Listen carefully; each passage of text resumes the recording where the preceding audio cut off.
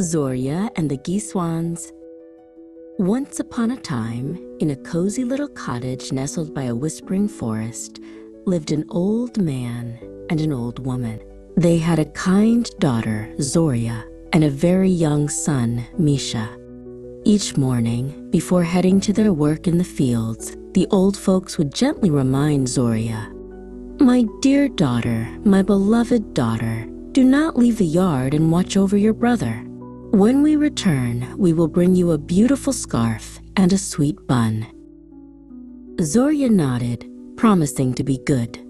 She sat Misha on the soft, green grass, giving him a wooden toy to play with. But soon, the laughter of her friends from beyond the fence called to her. Forgetting her parents' words, Zorya ran off to join them, her heart light with the joy of play. She ran and jumped and played so much that she completely forgot about her little brother. High above, with silent, watchful eyes, a flock of Geese-Swans soared.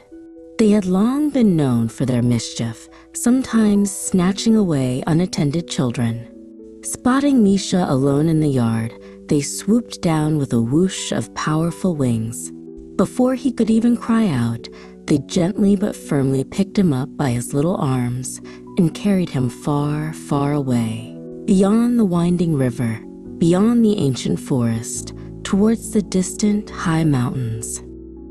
When Zorya finally returned, breathless and happy, she looked for Misha, but he was gone. She called his name, her voice trembling, then cried bitter tears as panic tightened her chest. In the far-off sky, she saw the Geese-Swans, their wide wings beating, disappearing beyond the distant forest.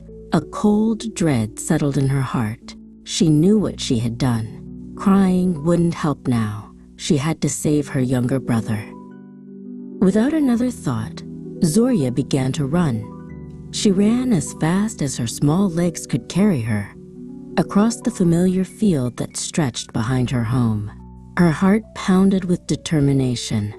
She ran and ran until she reached the very edge of her native field, where a large, old brick oven stood, smoke gently curling from its chimney.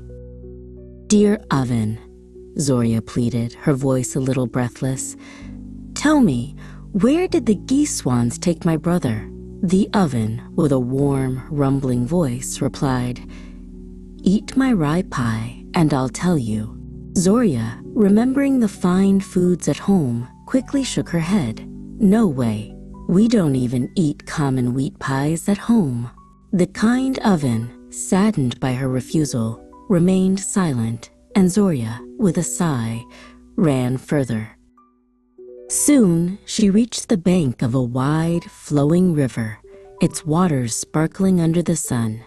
"Mother River," Zorya called out, her voice filled with urgency, "tell me, where did the Geese-Swans take my brother?" The river, with a soft, murmuring voice, answered, "Drink my simple kissel and some fresh milk, and I'll tell you." Again, Zorya politely refused. "No way. We don't even eat rich cream at home." The river, with a sigh that rippled across its surface, offered no more help. Zorya, feeling a pang of disappointment, continued her desperate search, running along the riverbank until she saw a magnificent apple tree laden with fruit. "Beautiful apple tree," Zorya pleaded, "tell me, where did the Geese-Swans take my brother?" The apple tree, its leaves rustling like whispers, offered, "Eat my wild apple, and I'll tell you." Zorya, thinking of the cultivated apples at home, quickly replied, "No way! We don't even eat garden apples at home." The apple tree, its branches drooping slightly, remained silent. Zorya would have run for a long, long time, perhaps getting lost in the vastness of the forest. But then she saw a small, fluffy bunny with bright, kind eyes. It was Ruslan. He seemed to sense her distress. Pitying the girl, Ruslan twitched his nose and pointed a paw towards a hidden path, showing her exactly which way the Geese-Swans had flown. With renewed hope, Zorya thanked the bunny and ran towards the forest glade he indicated. And there, in the heart of the glade, stood a strange sight, a hut on chicken legs.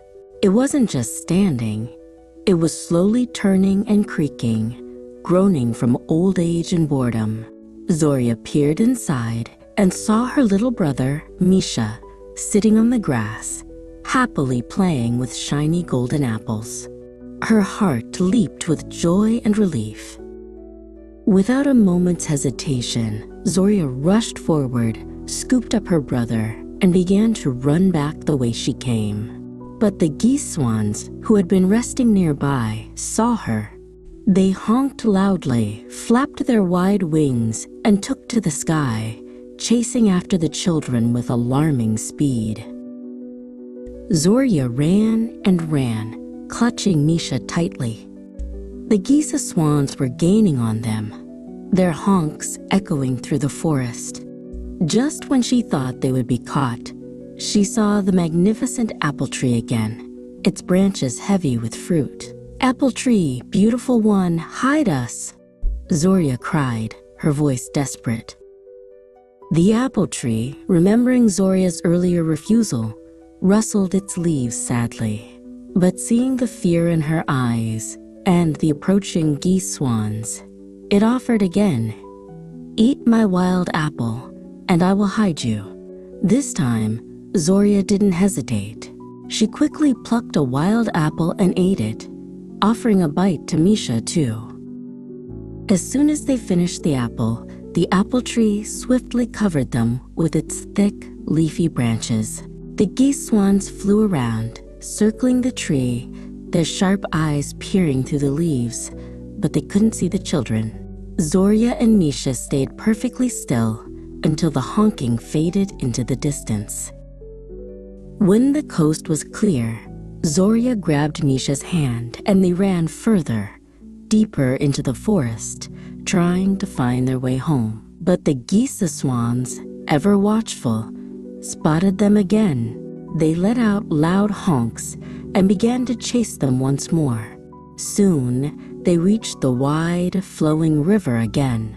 "River mother, hide us," Zorya pleaded. The river, with its soft, murmuring voice, replied, "Drink my simple kissel and milk, and I will hide you." This time, Zorya didn't hesitate. She quickly scooped up some of the refreshing kissel and milk in her hands, drank it, and helped Misha drink too. As soon as they had drunk, the river's waters rose slightly, creating a misty veil that hid Zorya and Misha behind its bank. The Geese-Swans flew around, their shadows gliding over the water, but again, they couldn't find the children. They honked in frustration and flew past. Zorya and her brother ran further, their little legs aching, but their hearts filled with hope. They knew they were getting closer to home. But then, the Geese-Swans saw them one last time, swooping down, about to catch up.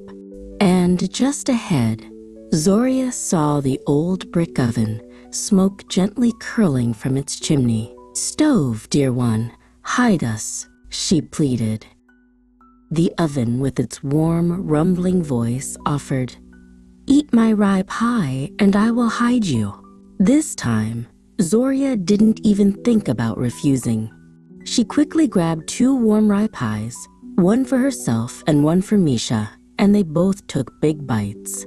Then, without a moment to spare, she quickly climbed right inside the cozy, warm oven, pulling Misha in after her. The Geese-Swans flew around, circling above the oven, their honks growing louder and more frustrated. They peered into the opening, but the oven was too small for them, and they couldn't get inside. There was nothing to do. They couldn't get the children. So, with one last angry squawk, they flew away empty-handed, disappearing into the distant sky.